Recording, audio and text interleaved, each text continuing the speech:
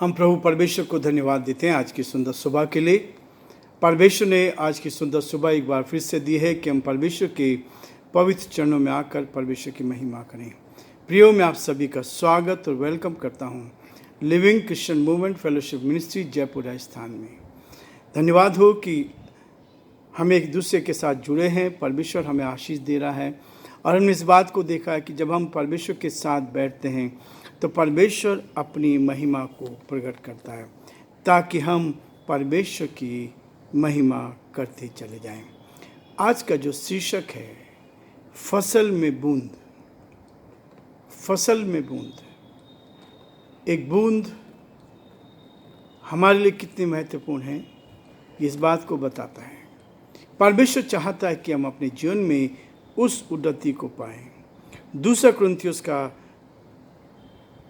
9 अध्याय के 6 पद में लिखा है, जो थोड़ा बोता है वह थोड़ा ही काटेगा और जो अधिक बोएगा वह अधिक काटेगा।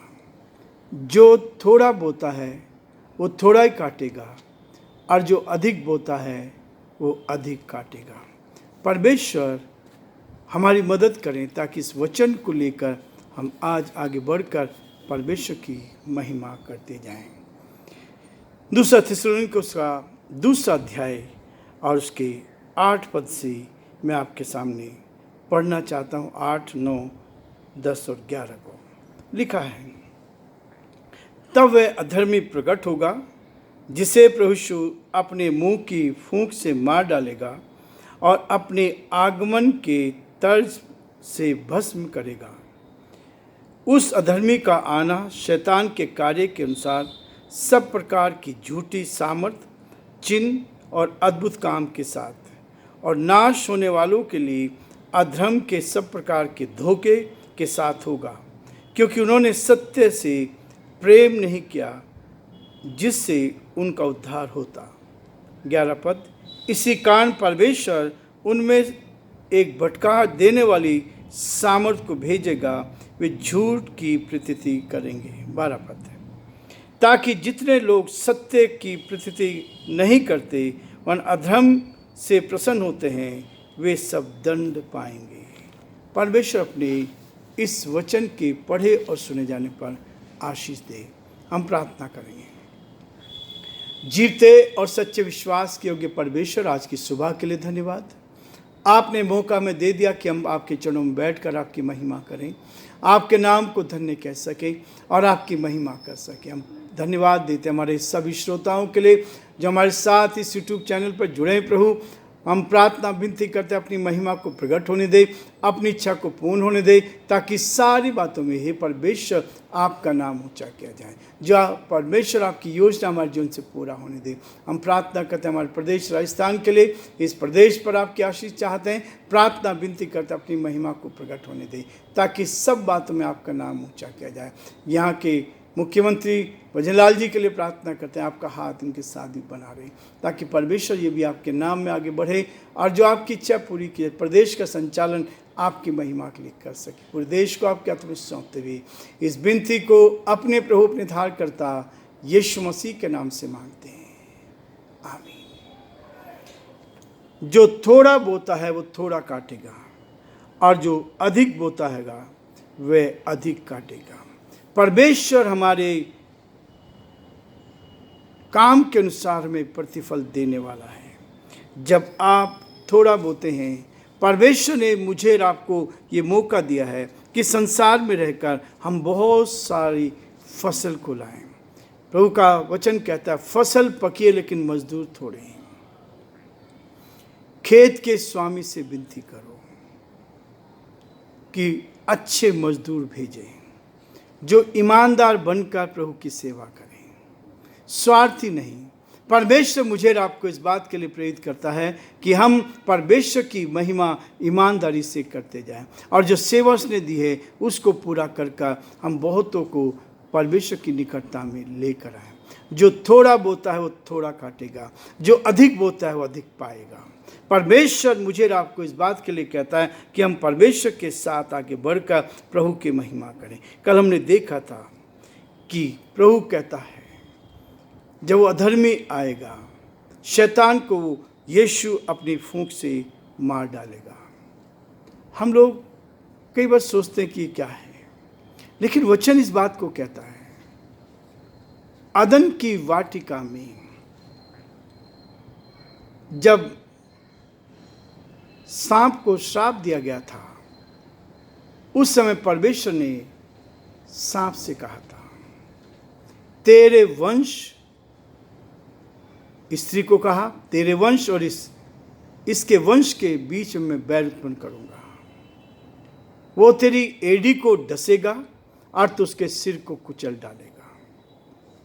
प्रभु इसलिए आएगा संसार में अपने लोगों को सुरक्षित करने के लिए, जो ईमानदारी के साथ इस संसार में रहकर दुख उठा रहे हैं, परेशानी में हैं, कठिनाई में हैं, जो ईमानदारी से चल रहे हैं, उनका प्रतिफल देने के लिए वो आएगा।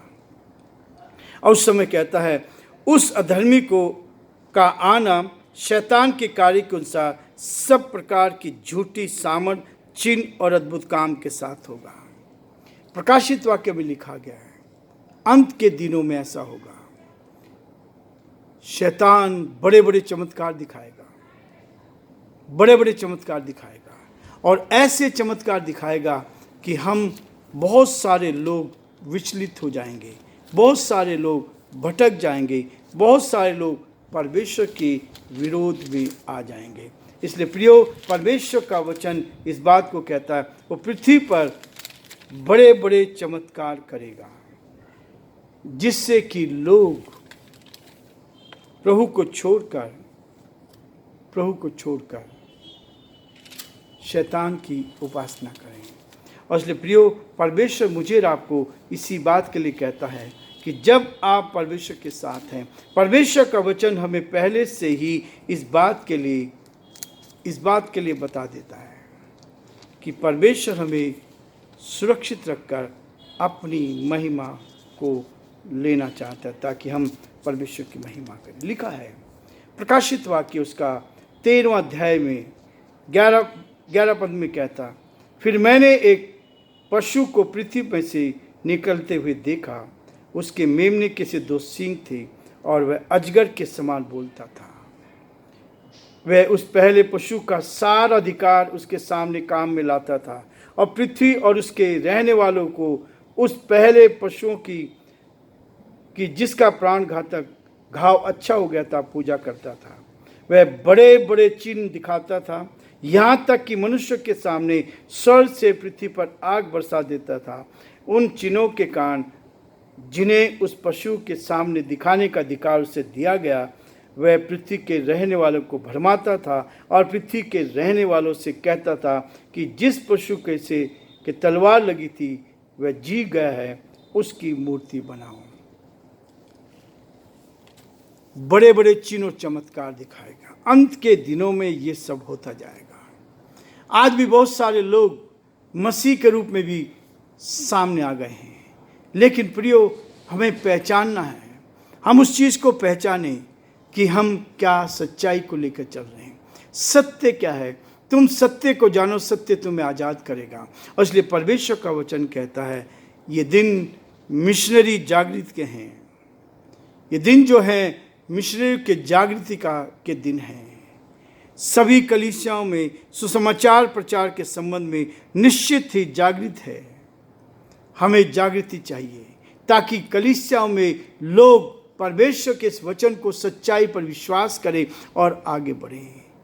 यद्यपि यह दावा किया गया है कि कलीसिया की वृद्धि पहले की अपेक्षा बहुत हुई है, लेकिन अभी भी जो आंकड़े हैं हिंदुस्तान के 2.5 से बढ़कर ज़्यादा नहीं हो पाए। परमेश्वर चाहता है कि हम परमेश्वर के इस वचन को ईमानदारी से, सच्चाई से एक दूसरे के सामने लेकर आएं। सच्चाई को जानो, सत्य को जानोगे तो सत्य तुम्हें आज़ाद करेगा, स्वतंत्र करेगा। प्रभु इस बात को कहता है, एक कारण है कि यह पर्याप्त बोया नहीं गया। जब तक हम पूरा नहीं बोएंगे, जो थोड़ा बोता है थोड़ा काटेगा, और जो अधिक बोता है अधिक काटेगा। हम आज संसार में क्या बो रहे हैं? परमेश्वर आपके लिए रास्ता निकालेगा। बोना आपका काम है, वचन को बांटना आपका काम है। परमेश्वर आपके लिए अवसर देगा। मैं परमेश्वर का धन्यवाद करता हूँ कि हर कदम पर परमेश्वर रास्ते खोलता है। 11 तारीख को स्वर्गीय राजेश पायलट साहब की 25वीं पुण्यतिथि थी। 2000 में उनके एक्सीडेंट में उनकी डेथ हुई और 25 साल तक लोग उनको याद कर रहे हैं। इसलिए मैंने वहाँ पर इस वचन को पढ़ा था, तुम्हारा मन व्याकुल ना हो, तुम परमेश्वर पर विश्वास करते हो, मुझ पर भी विश्वास रखो। मेरे पिता के घर में बहुत से रहने के स्थान हैं, यदि नहीं होते तो मैं तुमसे कह देता। परमेश्वर का वचन हमें इस बात के लिए उभारता ताकि हम परमेश्वर के वचन को लेकर दूसरों तक पहुंचाएं। कितना लोग मानते हैं, कितना नहीं मानते, लेकिन मेरा और आपका कर्तव्य है कि जब भी आपको मौका मिलता है, जब भी अवसर मिलता है, हम एक दूसरे को बताएं। हजारों की भीड़ थी, 15 से 20 हजार लोग वहाँ इकट्ठे थे। सोशल मीडिया पर हमने देखा, पर्सनली भी देखा, व्यक्तिगत रीति से देखा। परमेश्वर लोगों के कानों में इस समाचार को देना चाहते हैं ताकि लोग सुने, सच्चाई को सुने और सच्चाई को लेकर आगे बढ़ें। इसलिए प्रियो, परमेश्वर का वचन मुझे और आपको कहता है ताकि वो जो आएगा उस अधर्मी का आना शैतान के कार्य के अनुसार, सब प्रकार की झूठी सामर्थ के अनुसार होगा। झूठ पर वो आधारित रहेगा और अगर झूठ पर आधारित रहेगा और चिन्ह और अद्भुत काम दिखाएगा, चिन्ह और अद्भुत काम दिखाए जाएंगे और नाश होने वालों के लिए अधर्म के सब प्रकार के धोखे के साथ होगा। आज संसार में धोखा चल रहा है, धोखे का काम चल रहा है। इसलिए प्रियो, परमेश्वर का वचन कहता है सच्चाई को लेकर हम आगे बढ़ते जाएं, सच्चाई को लेकर परमेश्वर की महिमा करें और सत्य को जानो तो सत्य तुम्हें आज़ाद करेगा। और इसलिए कहता है, इसी कारण परमेश्वर उनमें एक भटकाना देने वाली सामर्थ को भेजेगा कि वे झूठ की प्रतीति करें।